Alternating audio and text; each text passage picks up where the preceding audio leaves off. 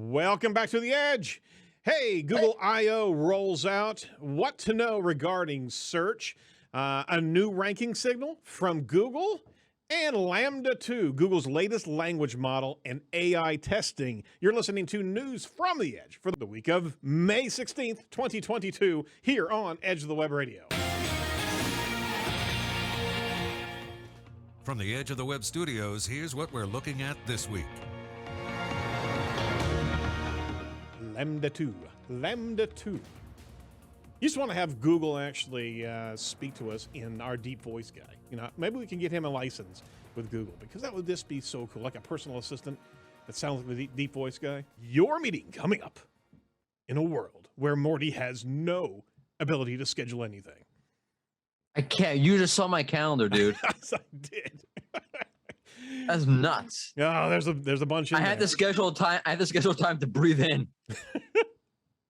Well, this is. And later, I have a schedule to breathe out. There we go. So you got to do that. Just keep yourself alive there, at least through this show. Okay. This is Edge of the Web Radio. I'm sorry, I have to go. I have another meeting. Can you just clone yourself? No. My God, I said that on the air.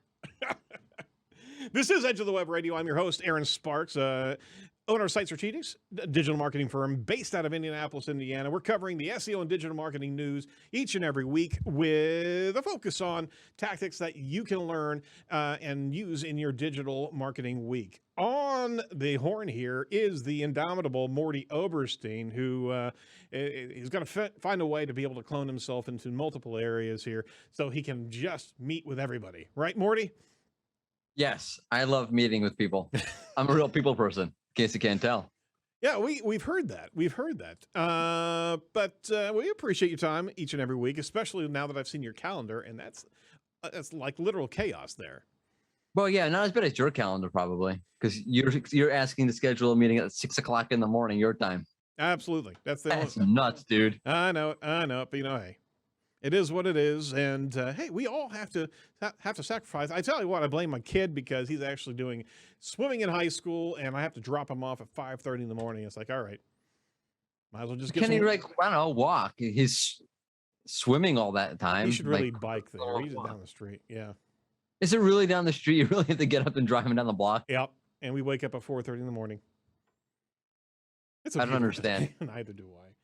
Hey, this is the Site Strategics Digital Marketing News Desk of Edge of the Web. We have the title sponsor of Edge of the Web. Our digital marketing team is excellent at results-based marketing that actually works. We're going to talk a little bit more about us in the show here, but check us out over at sitestrategics.com. We actually offer a free hour consultation for your digital marketing success. So this guy over here on the Zoom is Mordy Oberstein. He is the head of SEO branding at Wix. What's happening over at Wix this week? Oh, we released our new, or the beta or version 1 of our SEO Learning Hub. Ah, so yep. Very good. We were talking about that. So what's all on the Learning Hub over there? So there's an initial offering of a collection of articles around SEO on the SEO Learning Hub. Amazing, right? Yeah. It's at wix.com/SEO/learn. There'll be more articles to come. Oh, cool. Once we add more resources, there'll be a little bit of a redesign to the entire site. So that's coming too, which is exciting. This is just the version 1. Oh, excellent. And on May 24th, we will be hosting a live event live from the Wix office with a virtual tune-in. Daniel Weisberg over at Google will be talking about Search Console and Google Trends to kick off our webinar series. Oh, very good. Congratulations on that. Thank you. Yeah, absolutely. It's great to hear more what Wix is doing. More to come. Yeah, with George over there. And yeah, Crystal. I was going to say, if you think that it's, you want more content more quickly, or even more quicker, however you like to say it. Yeah, exactly. Yeah. Right. So to just tag George on Twitter, like, George, more content faster. More cowbell. Let's go. Let's go, George. I'm just kidding. I give George a hard time. Yeah, weren't you complaining when George was orienting, I'm like, George, screw the orientation. Let's go. Let's get to work. Yeah, he was kind of he didn't come with you guys over to Brighton SEO because he didn't want to jump in there feet first. He wanted to orient first. I was like, all right. Yeah, no, George is methodical. Good. Which is a good thing. It's kind of what you need for something like this. Absolutely. So we're going to certainly watch your SEO Learning Hub from afar and from a near as well. That makes no bloody sense. It really does. It does. I know what you're doing. You're hinting at something, but I am. All right. yeah. So, All right. here's our first article for everyone who's actually new to the show. We actually go through a number of different articles on the show each and every week. And this one is from Barry Swartz over at Search Engine Roundtable. All the search-related announcements from Google I/O 2022. Barry jumped in there and gave us a lot of insight into information that they were covering as it related to search. They covered a lot of other things, including products and the like. But there are a number of things that we wanted to bring to you and kind of unpack here real quick. Talked about multi-search near me. There's a new ability for the app itself, the Google app, to be able to allow you to take a photo and ask questions at the same time, and you'll have interaction during that lens session, and you can actually get more information of local companies around you as you're actually taking the picture. That's kind of cool. There was one thing in particular, the scene exploration was really cool because it was a demonstration if you're actually trying to shop for a friend and you're in this entire bank of candy bars, right? And you could literally pull your phone up and it can give you all the nutrients or any particular thing that you're focused on, specific bougie chocolate or dark chocolate. It was actually responding to that particular search parameter and pinpointing the products that would actually match your query. That was pretty cool. As well as an immersive view in Google Maps. You got to have a look at that Twitter feed they have over at Google. As you clicked on the map, it was a full 360 of a particular building in the neighborhood that it was actually focused on. That was pretty cool as well. What were your takeaways, Morty, on some of these recent announcements here? The near me thing is super cool, right? So if you have I don't know, the example they give is a great example actually. Is you see a dish, you don't know what it is, what it's called. You take a picture of it and you search, near me, and they Google realize, hey, that's General Tso's chicken, so you can get that down the block from you, whatever it is. That's awesome. And the fact that there's so much focus around images, around image media is also really interesting. Not exactly sure what that means for search. Why is it they're so doubled down on the image media? Is it because they're planning on doing something larger with it? Or do they just really feel that image media is an untapped market? Multiple reasons why they could be doing it. What will be interesting to see is how quickly this comes out. Again, Google announced it's a year ago. Yeah. And that's not really out according to Google at all, basically, except for very limited circumstances. So will be interesting to see how that goes. It seems to me, and this is what they pretty much said in the keynote, that they kind of feel that there's the way people search is much more complex, layered, or dynamic than just typing in a query, and they're trying to cater to that, which is a kind of really interesting take on targeting user intent and how you intend to search for things or how you go about searching for things. Very interesting. Well, they're also training the audience here on how to actually get more and more immersive with image search. They were referenced that Google Lens is so popular, it's literally used over 8 billion times a month. That's a 3-time increase than this time last year. So that what that means is that they've been pushing for Google Lens to be able to be used by consumers. They've been improving that tool set, and users are certainly jumping on board. But that is kind of that echo chamber. They're not chasing the crowd of where image search is so more and more prevalent. They're creating the atmosphere, the environment in which you can actually interact more in the image space. And they are teeing it up for MUM.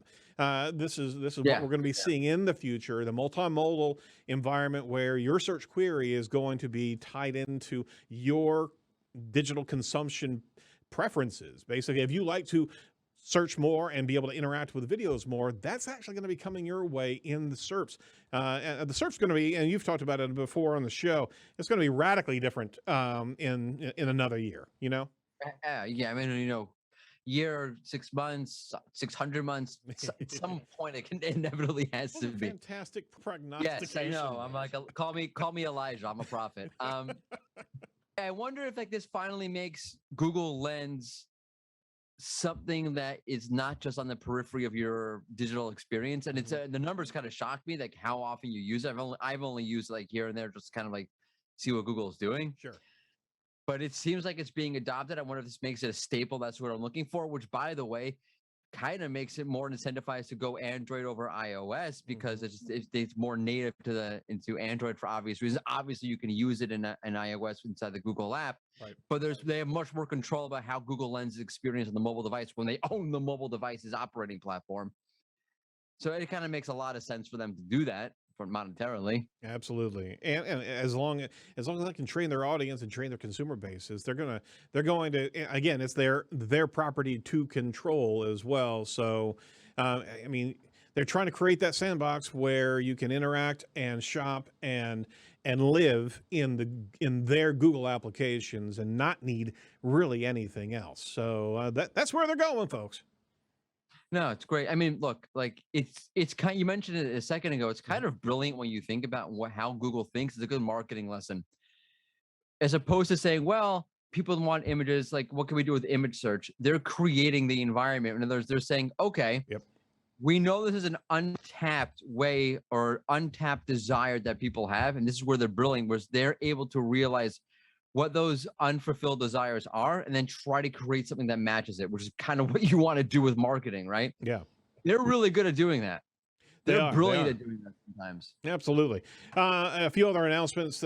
They also covered the personal information removal tool.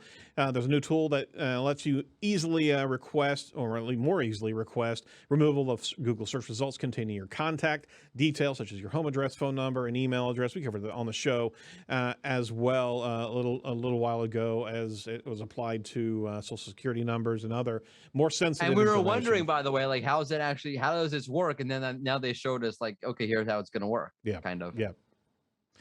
There's a few others. One in particular that I'm going to cover in this next story here, but they also covered they just gained 24 new languages in Google Translate. That's no small feat. So there's a lot of investment of utility for the global audience and making it more easy to access information with the Google Lens, with the Google product. Not as much search related as we thought in the conventional sense of search, but it really gets to the point that Google's moving into image, and that's where they're creating that audience demand. Yeah, I mean, and again, like you mentioned before, like this is a prime way to use Mumma as multimodal, so it can work with, let's say, Google Lens and images and text at the same time. So it's just kind of setting the stage for that, which I think is kind of answering my own question from before. This is not the end. This is like stage one, and then they're going to do a lot of different things with this that will apply directly to search, I think, or to the SERP itself.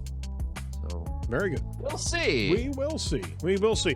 Hey, I just wanted to talk about our title sponsor of the show. We're very proud to be a continued sponsor for Edge of the Web. Site Strategics are pioneers in the agile digital marketing methodology. We have, of course, specialty in search engine optimization, focused on technical search optimization, as well as semantic SEO content. We also focus on search engine marketing, social media marketing and management, as well as conversion rate optimization for your website. So if you're interested in what we could possibly do for you, just give us a call at 877-SEO for web or 877-736-4932. We'll be able to have a hour-long conversation with you free of charge, and we can actually unpack a lot of things that we see with our own lenses as well.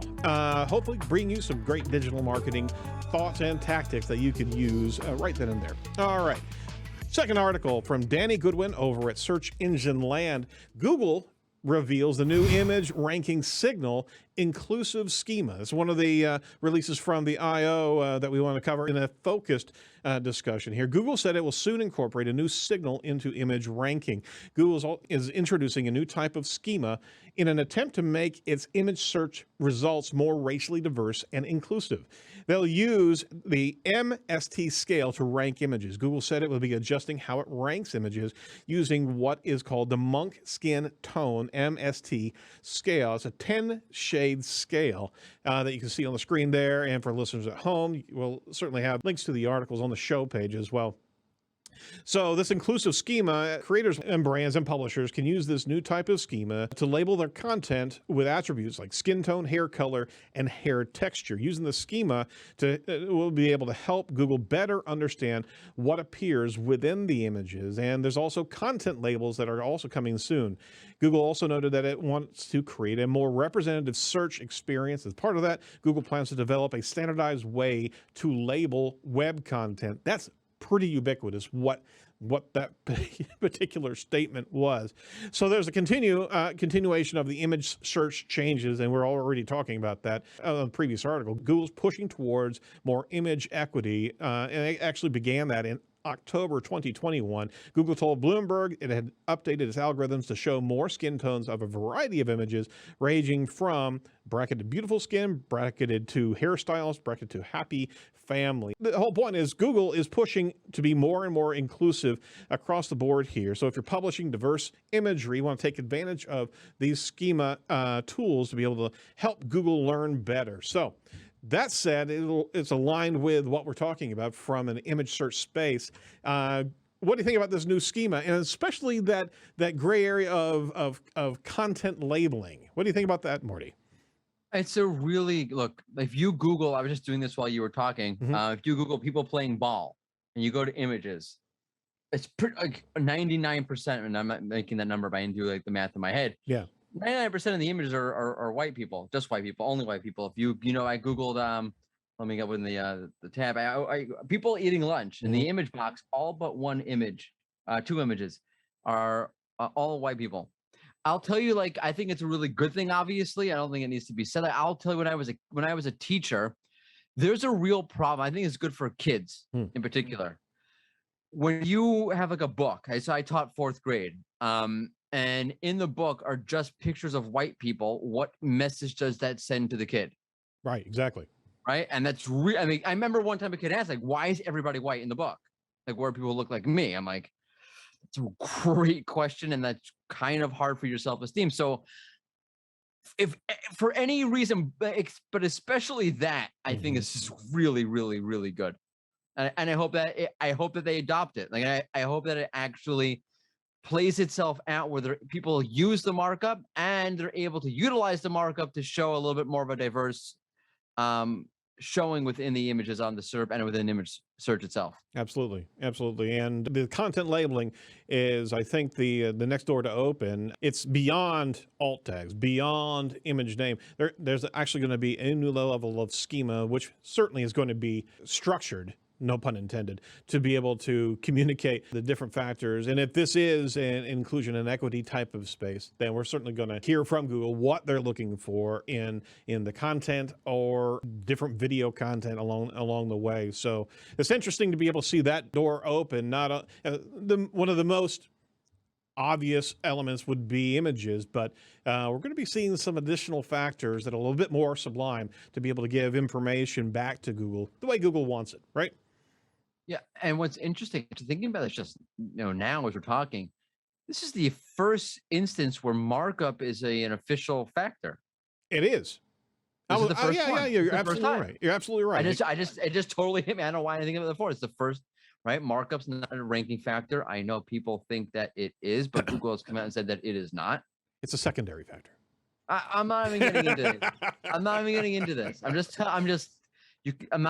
not saying anything. I'm just telling you what Google has said. Right.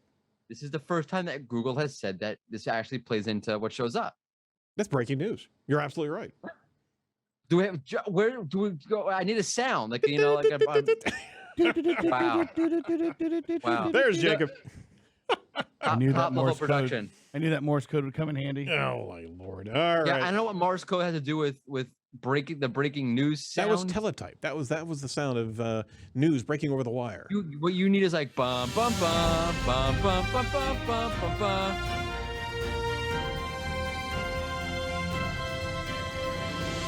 I feel like we just got a new intro. I think we did. That was ABC7's like news thing in New York as a kid. There we go. All right, that's all we need. I'm Bill Boutel tonight. What other voices are rattling around in your head, Morty?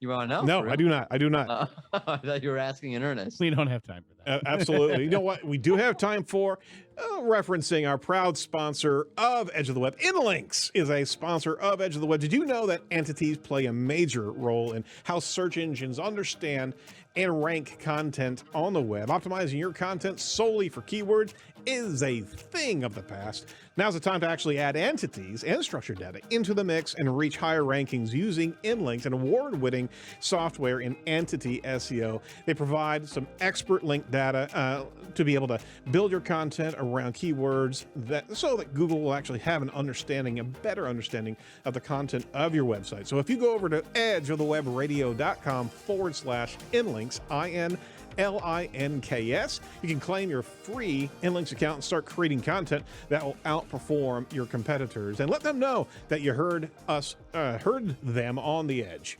All right, third article here, news article number 3. All right, from TechCrunch. Now, here we go, getting into the deep edge of the pool here. Google details its latest language model and AI Test Kitchen, a showcase for AI research. So during the first of 2 Google I/O keynotes this week, Google announced Lambda 2. Google claims the Lambda 2 can break down complex topics into straightforward, digestible information and steps, as well as generating suggestions in response to questions as well. So here's the deal here, is that there was a Lambda 1 before anything else, and this is a new version that they're introducing here. Basically, it's short for language models for dialogue applications, and they claim that it can actually break down some complex topics. The AI system is built for dialogue applications and can understand millions of topics and generate natural conversations that never take the same path twice, Google says. Like most of the AI systems, Lambda 2 learns how likely words are to occur in a body of text, usually a sentence, and is based on many examples of text. Examples come in from documents within training data sets, which contain terabytes and petabytes of data scraped from social media, Wikipedia, books, software hosting platforms like GitHub, and other sources of the public web. So it's a whole nother AI knowledge segmentation and understanding process here that they've just released and just announced. They've been working on it, Lord knows, for years. And Google CEO Sundar Pichai walked through a demo where a user asked Lambda 2 to describe the Marianas Trench in a series of questions, and the model responded to queries about what creatures might live in the trench and others pertaining to the topics it hadn't explicitly been trained to answer, like submarines and bioluminescence and the like. So there were some inaccuracies, a good deal of inaccuracies with Lambda, the first version, giving some untruthful facts to different internal tests. In one case, repeatedly offering false information about Mount Everest. But Google acknowledged that models like Lambda 2 aren't perfect, but emphasize the sophistication of the technology's high-level capability. All right, so do we have examples of the false information on Mount Everest? I just want to know if it did it say that. Just walk right over the edge there, and you'll be fine. Do I need to bring air tanks up it's a small on mountain range. No, you'll be just fine. Your air is totally not thin at all. Mount Go Everest, a for small it. mountain range in Canada. Do I need to be an expert to hike this mountain? No, just No. go for it. What's the worst that could happen? So, no, I don't have those particulars in place there, but they were still doing research and development, obviously. So this is a step up, and this certainly has so much to do with AI understanding of search as well, and breaking apart your intent and being able to give you more and more information, tangential information based on your query and your path, right? Yeah, see, I like that the article had the title, in the title had the word details, like the Google details. No, it did. It says like, yeah, we don't know like how we're going to provide access to this test kitchen thing. We don't know anything about that yet. But here's what it will do. Yeah. So it's just funny, ironic. Anyway, what's interesting, I mean, obviously outside, like it's like the Uber chatbot, which is really cool. But one of the things that I find from an SEO search perspective is that somebody, I don't know who it was, on the team demoed part of the Lambda 2 is that you can give it a topic. I'll give it the topic that it gave us. I want to plant a vegetable garden, and it will break down topically all the things that you would need to do for that. So in this case, it says, make a plan for watering and fertilizing, make a plan for pest control. Think about how you'll harvest and store your produce. In other words, this would be, to me, if this thing ever comes out or how it comes out, if you can get access to it, that's a great way to understand how Google breaks down a topic, right? So it's like an ultimate, keyword research. I hate that term, topic research. Sure. Topic research tool. Like you can see how Google's thinking about, and again, it's such an important concept of topical breakdown, topical parsing, topical subtopics, whatever you want. I just made that last one up. That neural mapping of different key subjects. How Google understands a topic is so important. You see Google putting so much energy into this, but you could take a look at, theoretically, if you ever gain access to this thing, you can plop a topic in there. You could see, okay, like, look, in this case, I have what's about planting a garden. So one of the things I should probably talk about is probably the watering plan. I should probably talk about pest control. I should probably also talk about harvesting and storing the produce. So you can see all that topical breakdown right there and understand the content that your users will probably need to understand if this is indeed your topic of your website. Absolutely. And we see that also in PAA functionality here. That also asked.com is a fantastic platform. That's a great tool, right? Absolutely. Oh man, we when we clamped onto that thing when it was in beta, it was all right. Let's go for a ride here, because all of a sudden now you have so many points of intent and sub points off of those intent pathways. Correct. And now you've got Lambda 2. When we actually see it in the kitchen, we'll be able to see how Google's actually understanding topics. Boy, you can't get a better strategy than filling in the gaps as well. Is that this is how much Google knows. Subject matter experts are going to know a heck of a lot more of things that Google doesn't understand yet. What a great strategy to be able to roll out and be able to capitalize on, right? Yeah, and then you can even zoom out. Let's take this case, right? You have the thing about what was it again? Make a plan for pest control. So what do you like if you conceptualize that? So what are you really concerned with? Is maintaining the health of your crop. So pest control is just one part of that. Because if it's off the cuff, right? Mm-hmm. I know nothing about gardening. Like, all right, what do I do if there's a freeze? There's what do I do what's the word I'm looking for? If it gets below freezing? A frost. Frost. Yes. What do I do if there's frost? How do I prevent frost from killing my crop? You can think about how do I prevent rabbits? How do I prevent my next door neighbor from ruining my crop? Whatever it is, like now you've abstracted out. And now you can write a plethora of content just when you zoom out of thematically what is that subtask or subtopic represent. Yep. All the tangential information that make up an understanding. And this is what Google's been working on for the longest time. And that's what SEO has to be part of. And on top of it, it's not gamification, it's education. You're targeting users. You're targeting what's good. I want to cover this topic adequately, or not adequate is a bad word. It's not an adequate word. I want to comprehensively cover this topic, and I want to just forget the SEO side of it. I want users coming to the site. Yeah. I want them to understand, I understand what I'm talking about when it comes to planting a garden. Absolutely. So here's everything you need to know. Very good. Well, those are the articles for this week, and what we need to know right now is there's no SEO chat this week, right? There is. There's an SEO chat. We got it all sorted out. Oh, it's all sorted out now.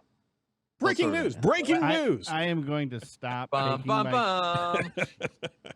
looked on Twitter, and Morty's most recent tweet said there's no SEO chat. No, what are you talking about? That's what it said. Wrong. Wrong. Maybe it's a date. Wrong. Maybe it was the different Morty. You had one job. You had one job. I'm looking this up. We're battling now. This I have to look it up. I tweeted this. I tweeted earlier. I even thought to myself, today I'm going to make sure I have a tweet out before the show. And that's the one week up. I'll read it 1 hour ago. Apparently, there is something like 1,000 jobs with SEO in the title posted daily to LinkedIn. Dang. Crazy. Makes sense that we would do an SEO chat about SEO jobs. You might say it's our job to do it. # dad joke. Join SEO Crystal Aldane at 1 p.m. Eastern time this Thursday. I see what happened. You sent that tweet out an hour before we record the show. Has not enough time for my prep. You really should be alerted by everything that Morty says. I actually have an alert set for Morty. It just doesn't. Danger. A lot of people. I've got a little whistle I carry with me and some mace. That's my Morty whistle. All right. We do have an SEO chat. It's Yeah. 1 p.m. Eastern every Thursday, and it's about SEO jobs. So go check it out. Go check it out. And hey, if you On Twitter. and if you're looking for an SEO job, there's a plethora out there, right? Yeah, and just grab Nick Leroy just released a great new asset resource Very cool. for finding an SEO job. I don't remember the name off the top of my head, but go check out Nick Leroy's Twitter handle, and it should be right there. Excellent. All right. Yes. Well, that is the Edge wrap up here, episode 499. We want to make sure that you stay tuned because episode 500 is dropping here this week as well. Be sure to like, comment, and subscribe to our YouTube channel whenever we drop videos in here. And for our listening audience, we do have a full-on video broadcast of this show, as well as covering all the articles in its Technicolor glory. So go check that out. From over 8, Morty, thanks so much for being part of 499, sir. Appreciate it. Oh yeah, I was here for all 499. Totally, you got it. All right. So from all of us over the Edge, stay safe, stay well, and do not be a piece of cyber driftwood. Bum, bum, bum, bum, bum, bum, bum.